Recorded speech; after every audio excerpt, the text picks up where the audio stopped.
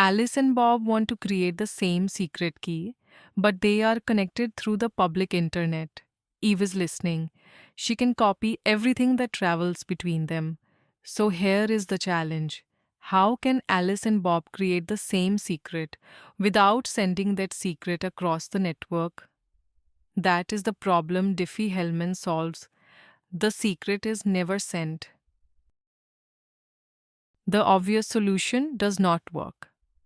Alice could choose a secret key and send it to Bob, but Eve would copy it too. Eve now has the same key, so sending it did not keep it secret. What if Alice encrypts the new key with symmetric encryption before sending it? Here is the first problem. Symmetric encryption cannot start by itself. To lock the new key, Alice must already have another key that Bob also knows. But where did that protecting key come from? If Alice sends it, Eve can copy that key too. Encrypting the protecting key with yet another shared key does not solve anything. It only moves the same problem one step backward. That repeating dependency is the bootstrap loop. Diffie-Hellman breaks the loop. Alice and Bob do not send the shared secret. They calculate it independently at both ends. Let us leave the mathematics aside for a moment and use paint. This is only a picture of the information flow, not the source of cryptographic security. We will follow one side at a time. First, Alice and Bob each receive the same public color, yellow. Everyone, including Eve, may know this yellow. Now focus only on Alice. Her private color is blue and it stays beside her. Alice mixes public yellow with her private blue. Her bowl changes from yellow to green. Next, focus only on Bob. His private color is red and it stays beside him. Bob mixes public yellow with his private red. His bowl changes from yellow to orange. Now both public mixtures are ready. The private blue and private red still have not moved. Alice sends the green mixture to Bob. Bob sends the orange mixture to Alice. Only the mixtures cross the public network. Alice receives Bob's orange mixture. She adds her same private blue once more. Orange plus blue becomes brown. Then Bob receives Alice's green mixture. He adds his same private red once more. Green plus red also becomes brown. Now compare the bowls. Alice and Bob independently reach the same brown. Eve saw the public yellow, the green mixture and the orange mixture, but she never saw Alice's private blue or Bob's private red. The analogy shows the information flow combine locally, exchange public results, then combine again. It does not prove that real paint is one way. The actual security comes from the discrete logarithm mathematics we introduce next. Now let us replace the paint analogy with classic finite field Diffie-Hellman. Alice and Bob use two public parameters. P is 23, a small prime modulus. The circle on the left shows the possible remainders, 0 through 22. It is only a number space, not the route we follow. G is 5, the public base used to create the walk. Start with 1, multiply the previous value by 5. Then apply modulo 23. Modulo means divide by 23 and keep only what is left over. The leftover is always between 0 and 22, so every result stays inside our number space. First, 1 times 5 is 5. 5 contains 0 complete groups of 23 with 5 left over. So the next value is 5. Then 5 times 5 is 25. 25 contains 1 complete group of 23 with 2 left over. So the next value is 2. Next, 2 times 5 is 10. 10 contains 0 complete groups of 23 with 10 left over. So the next value is 10. 10 times 5 is 50. 50 contains 2 complete groups of 23 with 4 left over. So the next value is 4. continue the same rule. 4 gives 20, 20 gives 100, whose leftover is 8, and 8 gives 40, whose leftover is 17. That is where 1, 5, 2, 10, 4, 28, and 17 come from. They are successive powers of 5 modulo 23. These are deliberately tiny teaching numbers, so do not use them for security. Real finite field protocols use carefully selected, much larger groups, while modern curve-based forms encode the same idea differently. Eve may know P and G, they are public contexts, not secrets. Alice privately chooses exponent A equal to 6. She calculates g to the power a or 5 to the power 6, modulo 23. Alice's public share, capital A, is 8. Bob privately chooses exponent b equal to 15. He calculates g to the power b or 5 to the power 15, modulo 23. Bob's public share, capital B, is 19. Capital A and capital B are public shares. 8 and 19 can cross the network. Private A and private B never leave their devices. Alice receives Bob's public share, capital B equal to 19. She raises it to her private exponent A equal to 6 and applies modulo 23. Her shared value is 2. Bob receives Alice's public share, capital A equal to 8. He raises it to his private exponent B equal to 15 and applies modulo 23.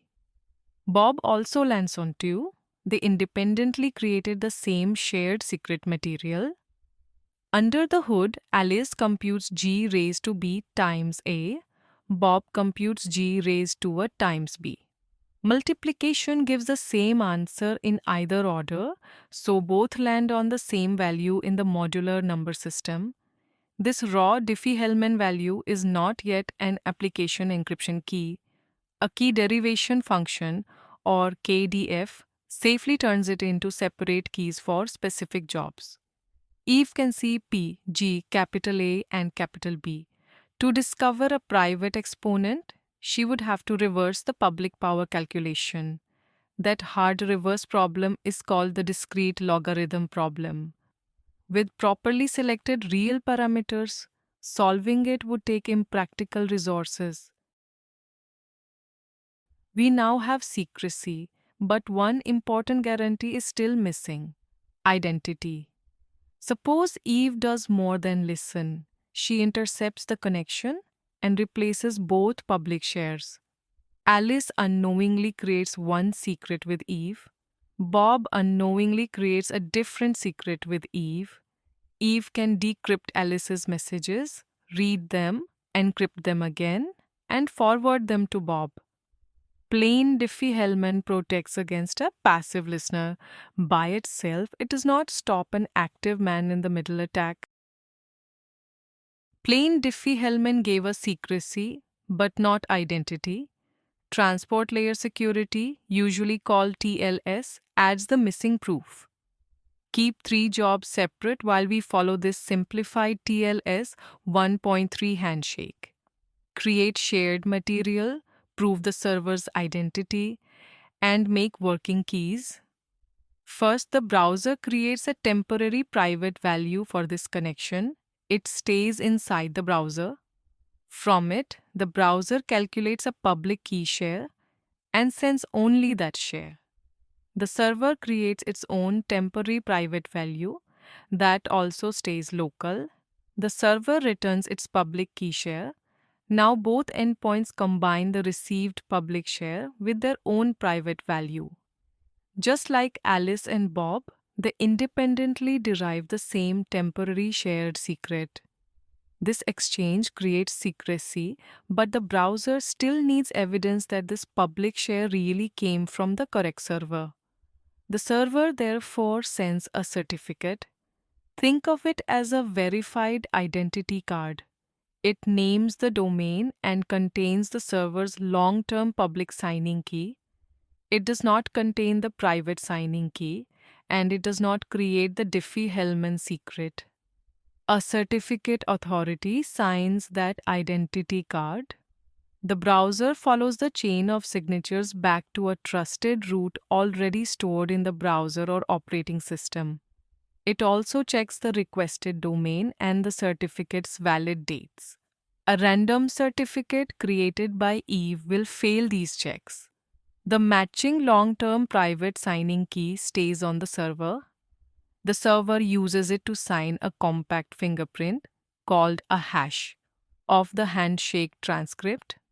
The transcript is the exact ordered record of the handshake so far, including both public key shares and the certificate. The browser checks the certificate chain, domain name, and transcript signature. Together, those checks bind the real server to this exact key exchange. Now, suppose Eve replaces even one public key share. The browser's transcript is no longer the transcript the server signed. The signature check fails, so the browser rejects the connection. TLS does not use the raw shared secret directly. It passes the secret material and handshake context into HKDF, the HMAC-based extract and expand key derivation function. Think of HKDF as a safe key factory.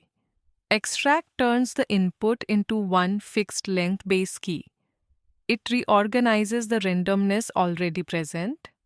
It cannot create missing randomness.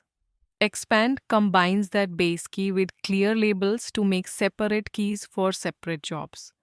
Browser to server traffic receives its own traffic key and base initialization value. Server to browser traffic receives a different pair. Keeping the directions separate prevents browser and server records from sharing the same key and nonce space. AES-GCM uses those values to encrypt each application record and attach a tamper-checking authentication tag. If the receiver's tag check fails, it rejects the record. For each record, TLS combines the directional base initialization value with the record sequence number to form the nonce. That nonce must never repeat under the same traffic key. Reuse can break security. Remember the separation? First, ephemeral Diffie-Hellman creates shared secret material. Second, the certificate signing key proves the server's identity. Third, HKDF turns secret material into working traffic keys. Agreement creates the material. Authentication proves who you reached. Derivation makes the safe working keys. Now the word ephemeral should be clear. It means temporary and connection specific. Connection 1 creates a fresh pair of private values and a fresh shared secret. After use, the implementation should erase those temporary private values and old session secrets. Connection 2 starts with different temporary private values and derives a different shared secret. Those values are erased as well. A third full handshake repeats the pattern. It does not reuse yesterday's private value. The long-term certificate signing key has a different job. It may identify the server across many connections, but it was not used as the Diffie-Hellman private value. If that certificate key is stolen next month, recorded sessions from last week should remain protected, provided the connection used fresh Diffie-Hellman values and erased its old secrets. This is forward secrecy. TLS modes that use only a pre-shared key and 0 RTT early data do not have the same full protection. Modern TLS commonly uses X25519, a fast elliptic curve form of Diffie-Hellman. Each endpoint combines its temporary private value with the peer's public value and obtains the first shared secret. MLKEM is a different post-quantum key encapsulation mechanism. It is not Diffie-Hellman. One side encapsulates using the public key and the other side decapsulates using the private key. Both obtain a second shared secret. Emerging hybrid TLS designs feed both secrets into the same key derivation process. A robust combiner is designed so the final keys remain protected as long as either input secret stays unknown to the attacker. Algorithms can change, but the mental model stays stable. Derive secret material locally, erase old secrets, and authenticate the exchange. Remember three rules. First, never send the shared secret. Derive shared secret material independently, then pass it through a key derivation function. Second, send public shares, never private exponents. Security depends on making the reverse calculation computationally impractical. Third, authenticate the exchange. Without authentication, Eve can create one connection with each endpoint. That is the Diffie-Hellman core. Two sides derive the same secret material without sending it.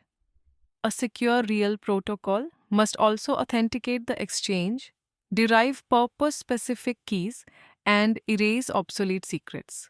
Find deeper engineering guides and role-specific career paths at crackingwalnuts.com.